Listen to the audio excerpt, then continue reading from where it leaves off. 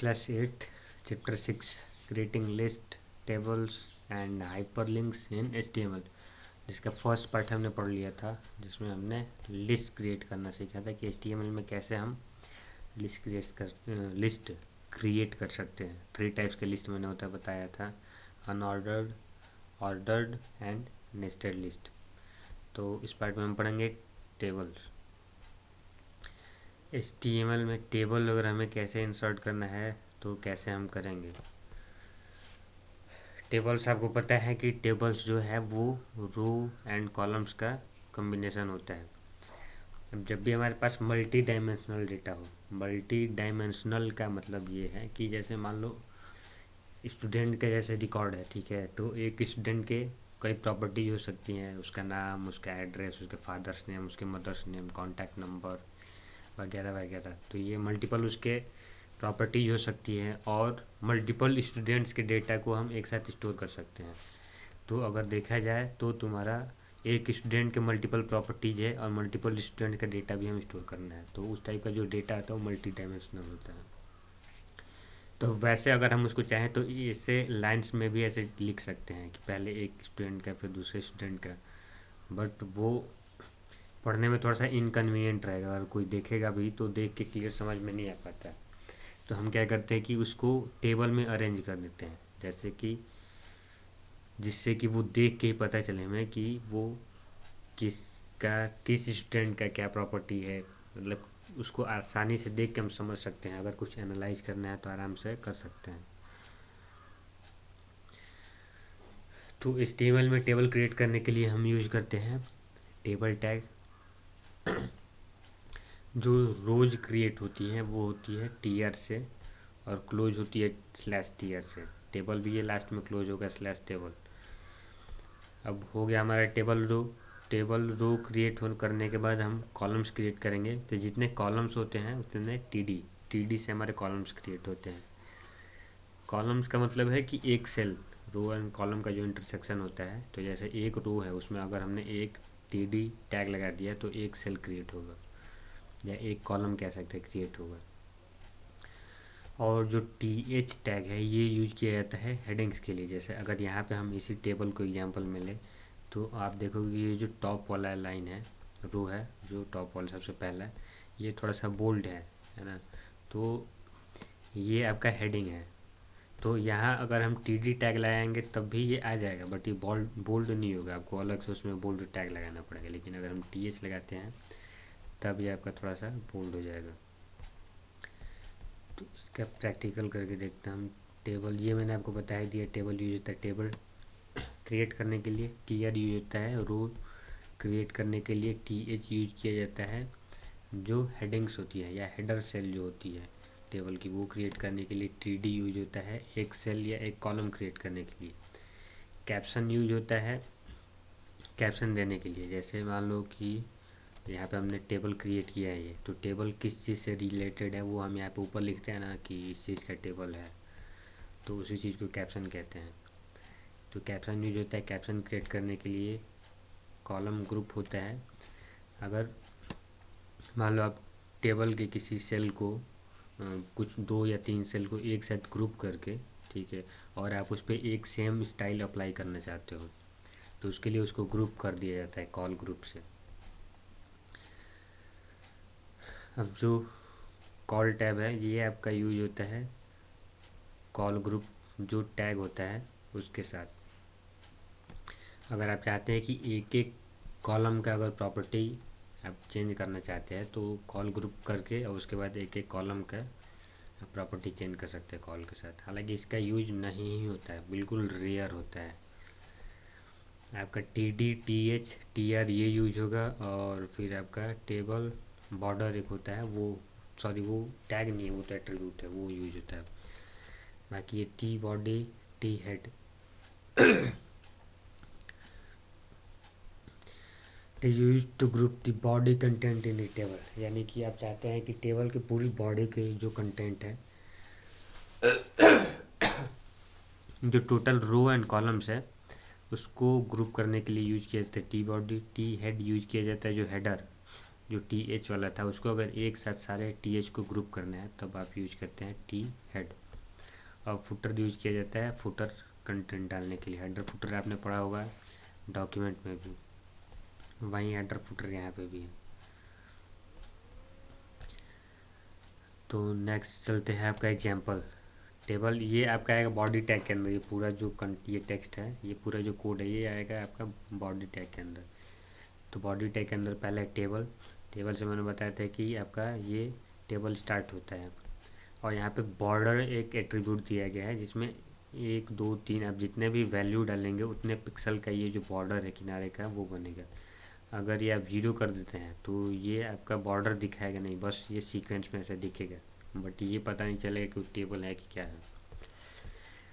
Table रो से create होती है एक रो। तो आप देखेंगे यहाँ पे 1 2 3 रो हैं, तो 1 2 और 3 रो टीयर, 3 रो क्रिएट हो गई टीयर से। अब पहला आप देखेंगे कि ये है बोल्ड थोड़ा सा, तो ये हेडिंग है तो इसलिए यहाँ पे टी एच यूज किए गए हैं। दो एक रो के अंदर, फर्स्ट रो के अंदर 2 सेल्स हैं। इसका चलो डायरेक्ट प्रैक्टिकल करते हैं। पहले टेक्स्ट एडिटर ओपन कर लिया और यहाँ पे न्यू फाइल क्रिएट करेंगे। पहले इसको सेव कर लेते हैं इतने को। डेस्कटॉप पे मान लो table dot HTML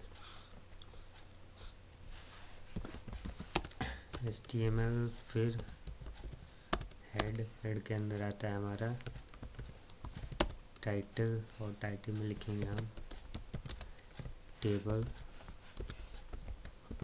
example. Head के नीचे आता है बॉडी टैग, और बॉडी के अंदर आएगा हमारा टेबल टैग। बॉर्डर में बाद में आपको लगा के दिखाऊंगा कि क्या इफेक्ट आएगा बॉर्डर डालने से। टेबल अब इसके अंदर है हमारे 3 रो क्रिएट करने हैं, ठीक है। तो TR, एक TR हो गया, फिर इसके नीचे हो जाएगा हमारा दूसरा TR, और इसके नीचे हो जाएगा तीसरा TR। अब हमारे ये 3 रो क्रिएट हो गए हैं। अब हर रो के अंदर मान लो 2 कॉलम्स है, 2 कॉलम्स के लिए या सेल के लिए TD यूज करेंगे। TD इसके अंदर मान लो हमने डाल दिया S और सीरियल नंबर, और दूसरे TD के अंदर हम डालेंगे नेम। अब दूसरे रो में आते हैं, यहाँ पे हम TD में इंसर्ट करेंगे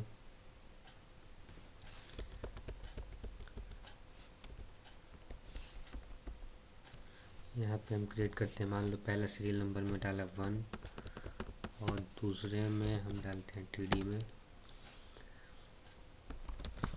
मिथ। इसको सेव करके और इसको ओपन करके पहले देखते हैं क्या है ये आउटपुट इसका।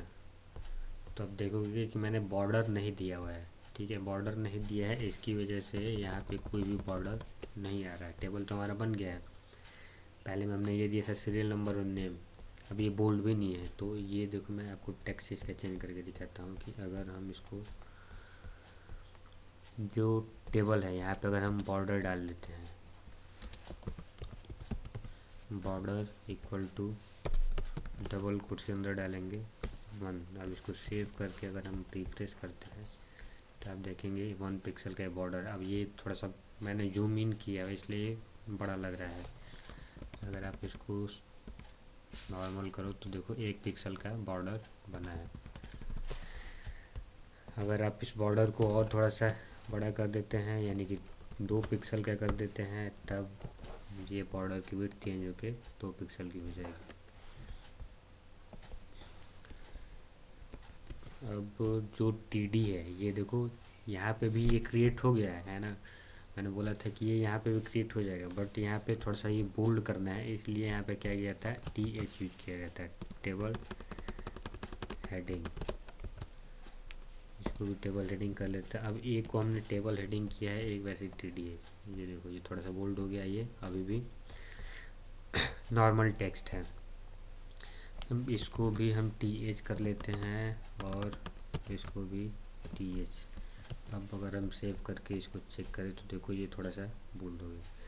तो जब भी टेक्स्ट को हमें थोड़ा सा बोल्ड करना होगा सेल में, तो या हेडिंग डालनी होगी टेबल में, तो उसके लिए यूज किया जाएगा TH। और अगर नॉर्मल टेक्स्ट लिखना है तो उसके लिए TD।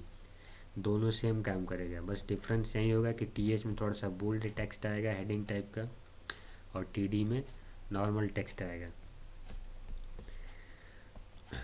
थर्ड रो में हमने कोई भी कंटेंट नहीं लिखा हुआ है, इसलिए थर्ड रो आ नहीं रही है। यहाँ पे अगर हम इसमें भी TD डाल देते हैं, यहाँ पे मान लो हमने 2 डाल दिया। अब इसको अगर सेव करके प्रीव्यू किया जाए तो देखो ये हमने 2 वाला जो ऐड किया वो आ गया। दूसरे में हमने कोई भी डेटा नहीं दिया इसलिए नहीं आया। तो यहाँ पे भी एक और हम सेल क्रिएट कर लेते हैं, TD टैग से इसमें डालते हैं अमन, और ये सेव। दैट्स इट, ये हो गया आपका टेबल। अब यहाँ पे आपका था एक कैप्शन। कैप्शन के अंदर मान लो हमने लिखा है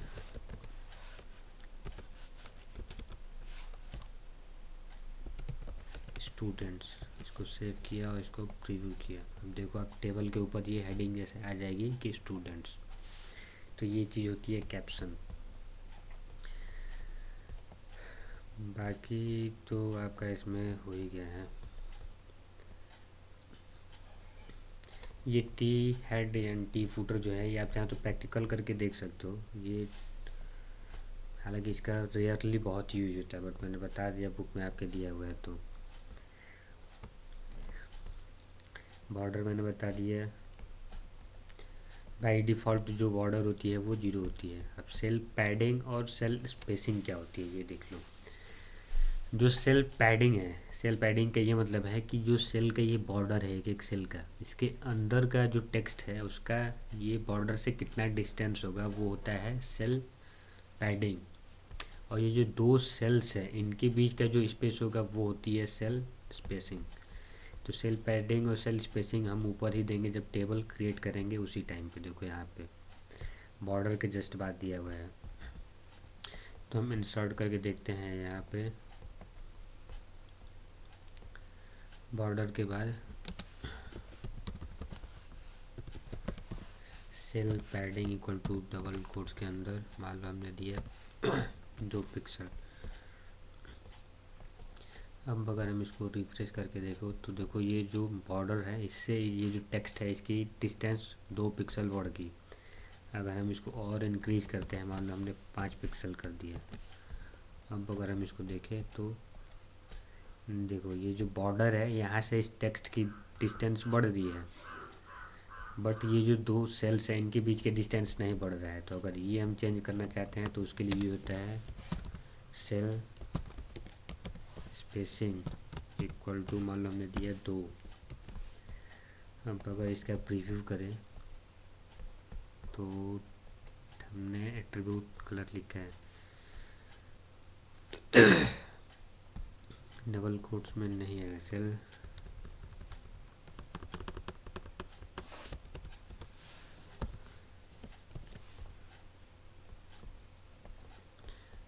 स्पेसिंग। इसको और थोड़ा सा इंक्रीज करके देखते हैं, मान लो 5 किया हमने, तब अब हो गया। वो ऑलरेडी 2 पिक्सल का डिस्टेंस है इसलिए स्पेस नहीं हो रहा था। तो ये 2 पिक्सल 2 सेल्स के बीच में देखो अब डिस्टेंस इंक्रीज हो रहा है। अगर हमने इसको 10 कर दिया तब आप देखोगे कि ये 2 सेल्स के बीच में 10 पिक्सल का डिस्टेंस बढ़ जाएगा। तो इस पार्ट में अभी इतना ही पढ़ेंगे। नेक्स्ट हम पढ़ेंगे अब आपका स्पैनिंग, कॉल स्पैन और रो स्पैन, ये पढ़ेंगे हम नेक्स्ट पार्ट में।